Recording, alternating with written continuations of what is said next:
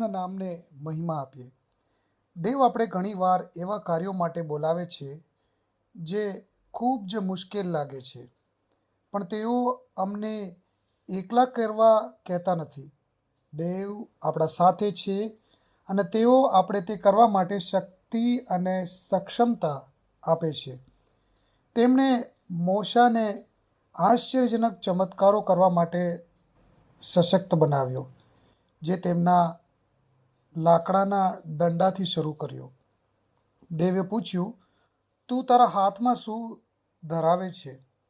મૂસાએ જવાબ આપ્યો, એક પશુપાળકનો લાકડી. ત્યારબાદ દેવ મૂસાને લાકડી નીચે નાખવાનું કહે છે. તે સાપમાં પરિવર્તિત થઈ ગઈ. મૂસા પાછળ ઊભો રહ્યો, પણ જ્યારે તેણે સાપને પૂંછડીથી પકડ્યો ત્યારે તે ફરીથી લાકડી બની ગઈ.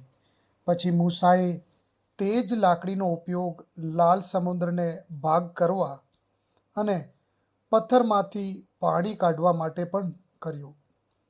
પશુપાળકની લાકડી સામાન્ય રીતે 6 ફૂટ લાંબી લાકડાની છડી હોય છે, જેના ઉપર વાંકું હૂક હોય છે.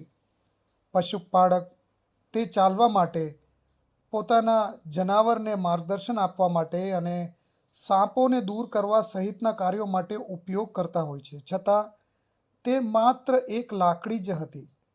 દેવને મૂસાના એક મહત્વપૂર્ણ પાઠ શીખવાડવા માટે તેના હાથમાં રહેલી સામાન્ય લાકડીનો ઉપયોગ કર્યો. દેવ સામાન્ય વસ્તુઓનો ઉપયોગ અસાધારણ કામ માટે કરે છે. આજે પણ તે આપણા જીવનમાં સત્ય છે. આપણા જીવનમાં સામાન્ય વસ્તુ શું છે? તમારો અવાજ, તમારો પેન, તમારા હાથ, તમારું સંગીતનું સાધન, ગમે તે હોઈ શકે. મૂસાએ કલ્પનામાં પણ વિચાર્યું ન હતું કે તેની લાકડી કેટલી શક્તિશાળી બની શકે છે જ્યારે તે દેવની લાકડી બને છે. દેવ હજુ પણ સામાન્ય પુરુષો અને સ્ત્રીઓમાંથી અસાધારણ કાર્ય કરે છે.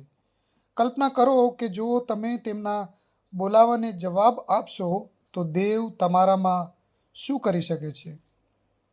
આપણે મોશાના જીવનમાંથી ઘણી બાબતો શીખી શકીએ છીએ. નાઇલમાંથી તેને બચાવવામાં વાર્તામાં આપણે બતાવવામાં આવે છે.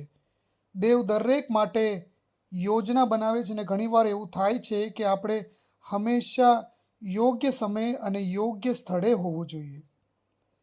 ફરી તેને ઇઝરાયેલની પ્રજાને નકાર્યું હતું તે દર્શાવવા કે પાપ યોગ્ય કારણ માટે ખોટું કામ કરવું પરિણામ આપે છે. પણ દેવ દ્વારા તેને ફરીથી બોલાવવું અને યાદ અપાવી કે આપણો દેવ બીજાને મોકાઓ આપે છે.